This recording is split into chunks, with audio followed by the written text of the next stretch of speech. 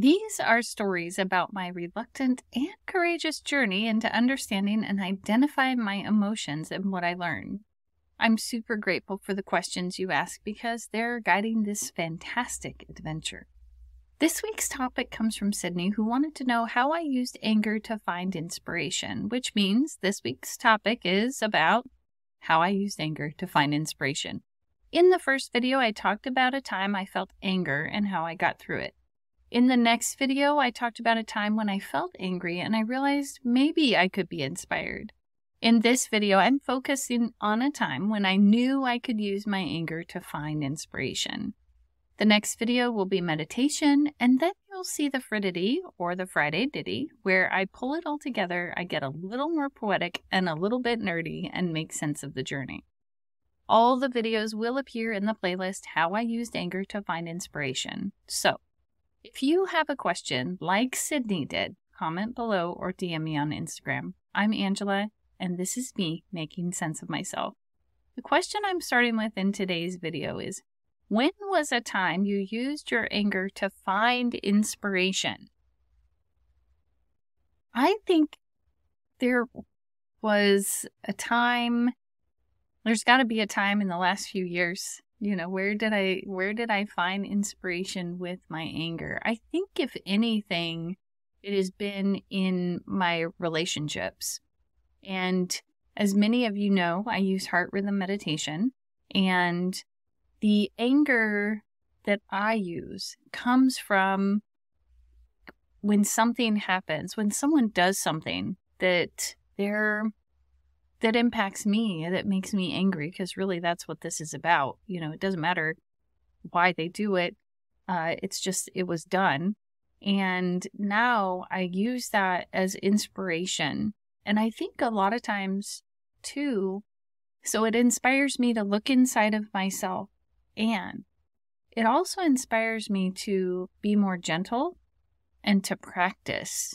So I practice my tools. So now when I'm getting frustrated and I might be complaining to someone or venting, I go, oh, wait, but this is really good practice, isn't it? Because there are going to be things in this life that are hard, that are infuriating, or cause me to feel anger.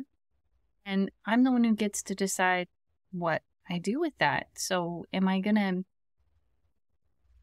be gentle and nice with myself and know that anger happens?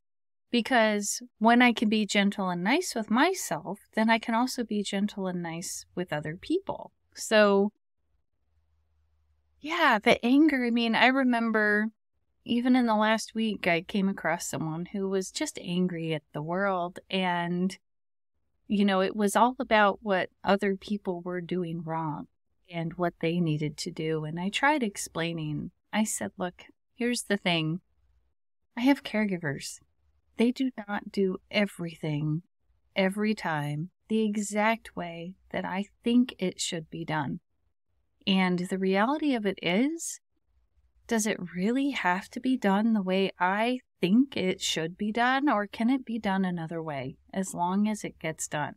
And there's some freedom in that. There's freedom to be kind. There's freedom to notice what is being done well and to go with that, which is really non-intuitive for me, because I grew up in a family where things needed to be done a certain way. And if they weren't done that certain way, then we were wrong. And that was not okay. Or if something didn't work out the way we thought it was supposed to work out, even though we had done all our research and our homework and everything, that then somehow, oh, well, we should have thought about that.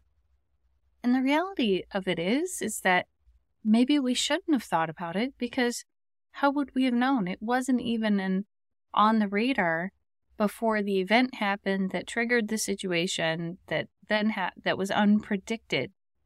And I think it was, well, there are lots of people out there, but the bottom line is like, I can make plans. I can do my best to find all of the answers, but then I've got to let go and expect the unexpected, so I can do everything possible to be successful in a business, or,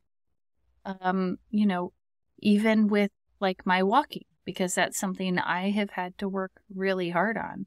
But like recently, my feet started doing really weird things, like turning blue. And so I don't get to go do that in the way I thought I had to. And I've had to make some other adjustments. And did I want to be angry about it at first? Well, yeah, of course. Who wouldn't be angry that when already having a disability that is unpredictable, that now there's one more thing that seems to be coming up? Like, that is infuriating and frustrating. I mean, can you imagine one thing after, already not being able to predict so much, and then something else gets added on and you don't know when or where it's going to happen, but now you have to make these adjustments for it.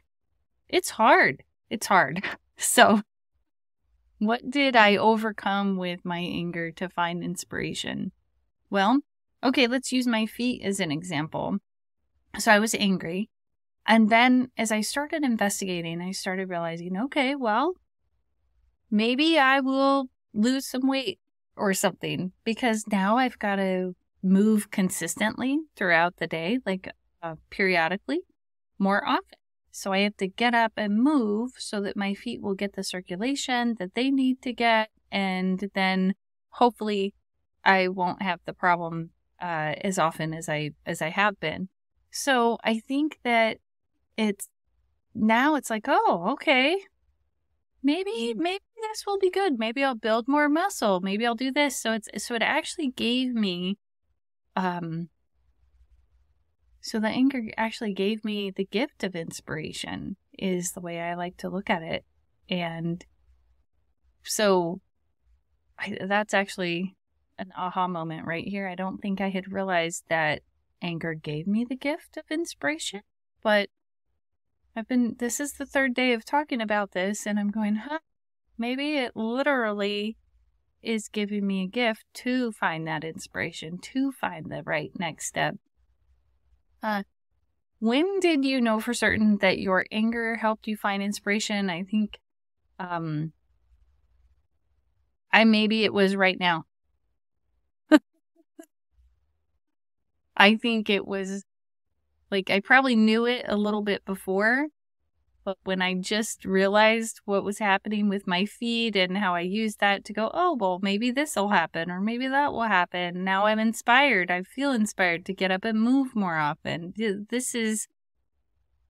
just kind of hit me. So thank you for listening to this show.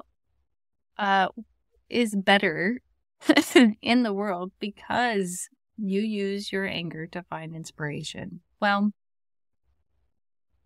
what is better in the world because I know how to use my anger to find inspiration? I think my relationships are better. Yeah. Excuse me. The people that I live with or have to get to deal with on a regular basis, I think that they're better. And I think, those who get to watch the show and hear about new or different ways of looking at emotion and feeling like you're capable, like, because that's what I get from the show. I feel more capable after I go through these questions and I tell you guys about how I've dealt with them. It actually inspires me. And sometimes getting to myself to sit down in front of the computer is a little hard because these are deep topics. A lot of people in the world don't go around talking about, oh, this is what this emotion did to me and this is how I feel. So yeah, it's pretty exciting for me. I'm really grateful that I get to do this. So I would love to hear from you. How has your anger helped you find inspiration? These videos will be located in the playlist, How I Used Anger to Find Inspiration. I'm Angela, and this is me making sense of myself.